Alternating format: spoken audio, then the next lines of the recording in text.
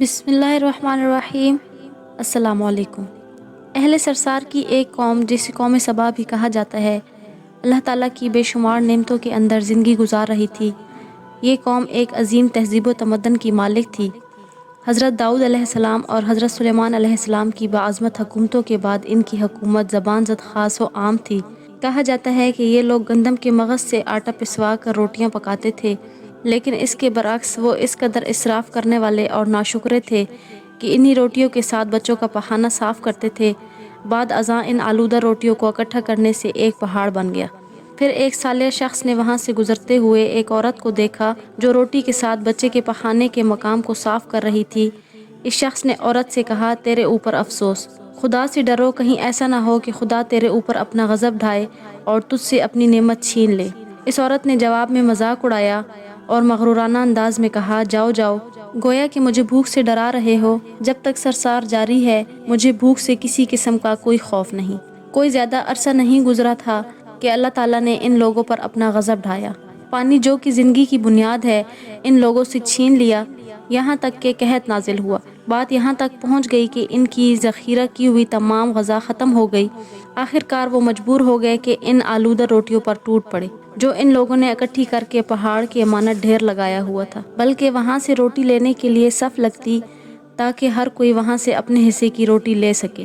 کفران نعمت، قحط اور ان کی بدحالی کے بارے میں متعدد روایات موجود ہیں۔ سورۃ نحل کی آیت نمبر 112 اور 113 میں یوں ارشاد ہوتا ہے، اور اللہ نے اس بستی کی بھی مثال بیان کی ہے جو محفوظ اور مطمئن تھی۔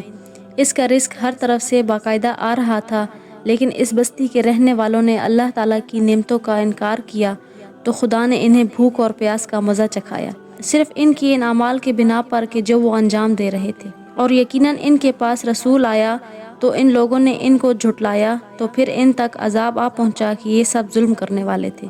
اسی قوم سبا کے بارے میں ایک اور واقعہ بیان ہوتا ہے کہ ان لوگوں نے اپنی زراعت کو بہتر طور پر کاشت کرنے کے لیے پانی ذخیرہ کرنے کی خاطر بلک کے دو پہاڑوں کے درمیان ایک بہت بڑا بند مورب تعمیر کیا ہوا تھا۔ سوراخ اور دوسرے پہاڑوں سے گزرا ہوا پانی اس بند میں آ کر وافر مقدار میں جمع ہو جاتا تھا۔ قوم سبا نے اس پانی سے صحیح طور پر استفادہ کرتے ہوئے وسیع و عریض اور بہت سے خوبصورت باغات لگائے اور کھیتی باڑی کو رونق بخشی۔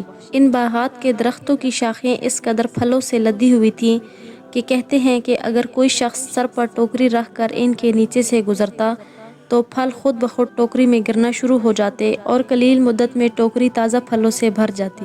لیکن نعمتوں کی کثرت نے انہیں شکر کرنے کے بجائے سرمست اور غافل کر دیا تھا، یہاں تک کہ ان کے درمیان بہت بڑا طبقاتی نظام وجود میں آ چکا تھا۔ ان میں سے صاحب اقتدار لوگوں نے کمزور اور ضعیفوں کا خون چوسنا شروع کر رکھا تھا، یہاں تک کہ ان لوگوں نے خدا سے ایک احمقانہ التماس کیا جس کا ذکر سورۃ سبا کی آیت نمبر 19 میں ملتا ہے۔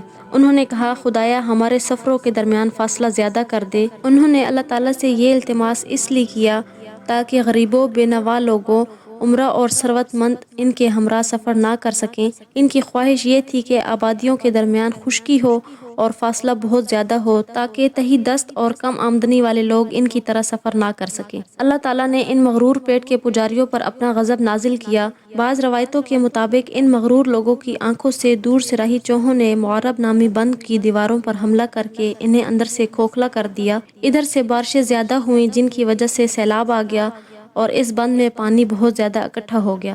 اچانک بند کی دیواریں ٹوٹیں، اس سے ایک بہت بڑا سیلاب آیا جس میں تمام دیہات، آبادیاں، مال مویشی، باغات، کھیتیاں، ان کے محل اور گھر پانی میں غرق ہو کر نابود ہو گئے۔ ان کے باغات اور زراعت میں سے صرف بیری کے درخت اور کچھ جھاڑیاں بچی تھیں۔ خوش الحان پرندے وہاں سے کوچ کر گئے تھے، جبکہ الو اور کووں نے قوم سبا کے کھنڈرات میں اپنے گھونسلے بنا رکھے تھے۔ اس بات کا ذکر سورۃ سبا کی آیت نمبر 15 اور 16 میں ملتا ہے، اور آخر میں سورۃ سبا کی آیت نمبر 17 میں قرآن کریم میں اس واقعہ کا یوں نتیجہ نکلا، یہ ہم نے ان کی ناشکری کی سزا دی ہے اور ہم ناشکروں کے علاوہ کسی کو سزا نہیں دیتے۔